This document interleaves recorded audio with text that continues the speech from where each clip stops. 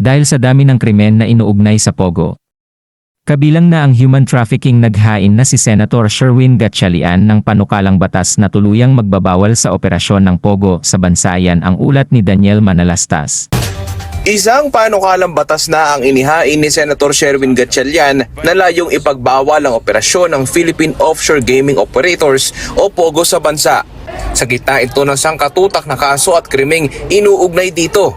Sabi ni Gatchalian, base raw sa cost-benefit analysis ng Department of Finance noong 2022, aabot sa 133 hanggang 144 billion pesos ang economic benefits ng POGO sa bansa taon-taon. Pero nagdulot din daw ng kawalan ng kita sa bansa ang POGO na aabot sa 147 billion pesos kada taon dahil sa nawawalang potensyal na pamumuhunan at kita sa turismo. Dagdag pa riyan ang gastusin anya sa mga police operation tulad ng surveillance at trade. Kaya raw imbes na kita, perwisyo pa ang dala ng POGO sa bansa dahil mas malaki raw ang gastos kaysa nakukuhang kita rito. Dagdag pa ang pagtaas ng insidente ng human trafficking at mga online scam na nauugnay din sa mga POGO. Nang tanungin naman si Senate President Francis Cheese Escudero hinggil sa POGO, At the same, yung legal POGO na nahuling gumagawa ng illegal, pasara din hanggang maubos. My point is, ang krimen, maski sino pang gumawa, nagsimula mang legal o sa simula pa lang illegal na, kung illegal na ang ginagawa, dapat ipatigil.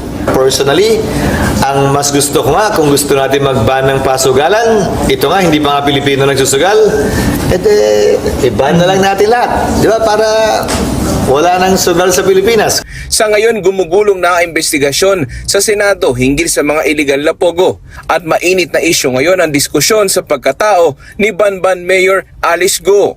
Kahit itinanggi ng alkalde na dawit siya sa POGO business. Kinwestiyon din ang citizenship ng alkalde pero sabi ni Escudero, Ang pwedeng mag-question ng kanyang citizenship at qualification bilang mayor sa pamamagitan ng co-warranto case ay ang Solicitor General lamang. Let me say it this way. The burden of proof is on those saying she's not. Kung illegal na po yun at may kinalaman siya, dapat din sa ng kaso. At marahil, yun ang mas malakas na kaso para suspindihin siya. Preventive suspension man lang. Kesa yung citizenship na dapat ihain ng Solicitor General's Office. Daniel Manalastas para sa Pambansang TV sa Bagong Pilipinas. Tuloy ang sinasagawang war games ng China sa paligid ng Taiwan na binansagang punishment drills. Parusa daw ito kay Taiwanese President Li Ching na nagsusulong ng independence ng Taiwan. Nasa Pilipinas Today si Maricel Halili.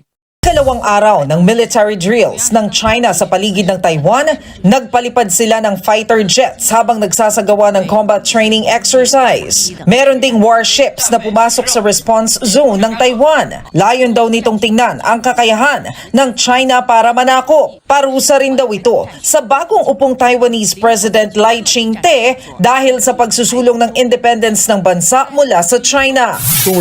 Hinihimok naman ng Chinese Foreign Ministry ang Amerika na itigil ang suporta nito sa Taiwan. Gaganti raw ang China sa anumang banta sa kanilang soberanya at teritoryo. Itinuturing din ng China na dead end ang independence ng Taiwan. Sa kabila ng war games ng China, nananatiling kalmado ang Taiwan Island na Kinmen na pinakamalapit sa China.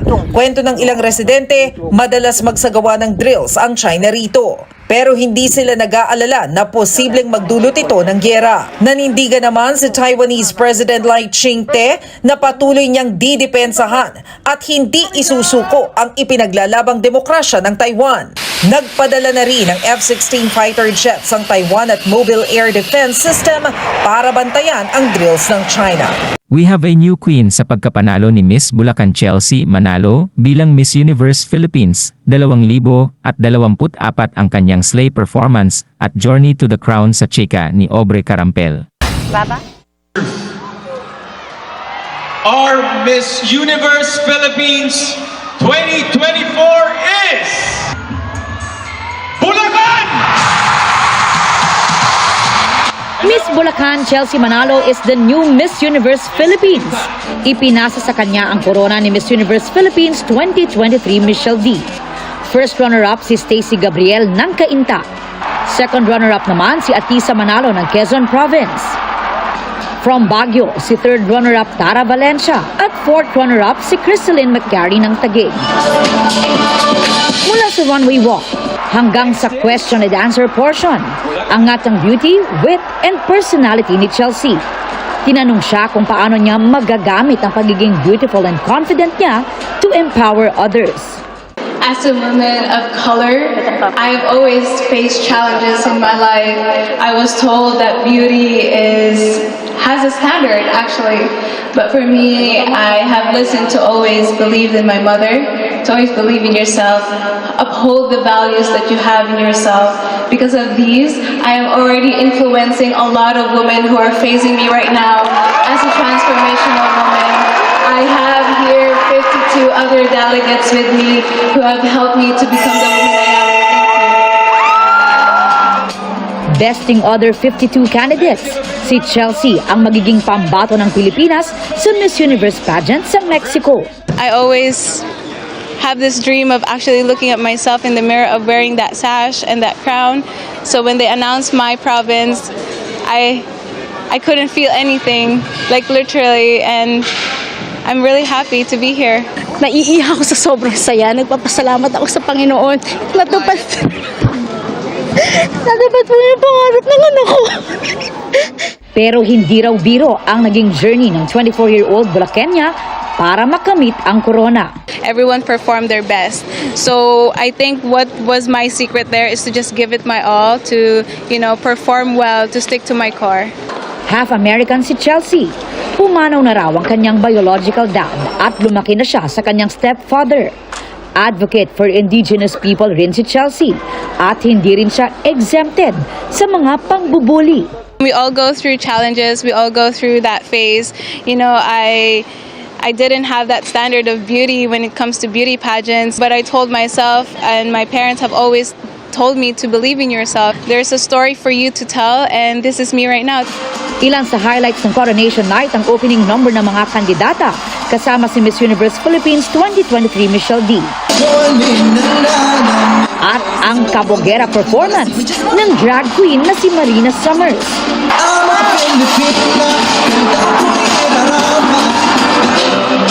Sa final walk ni Miss Universe Philippines 2023 Michelle D, muli niyang isinuot ang Black Wang Od-inspired gown na ipinanlaban niya sa Miss Universe pageant last year.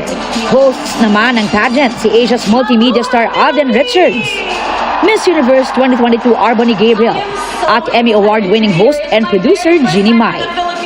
Co-host din si Gabi Garcia at Kim Yap. Pagkatapos ng programa, inanunsyo at kinoronahan din ang iba pang title winners. Si Alexi Brooks ng Iloilo ang Miss Eco International Philippines 2025. Si Miss Pampanga Cyril Payumo ang Miss Charm Philippines 2025. Miss Cosmo Philippines 2024 si Atisa Manalo ng Quezon Province. At Miss Supranational Philippines 2025 si Tara May Valencia from Baguio. Aubrey Carampel, updated sa showbiz happenings.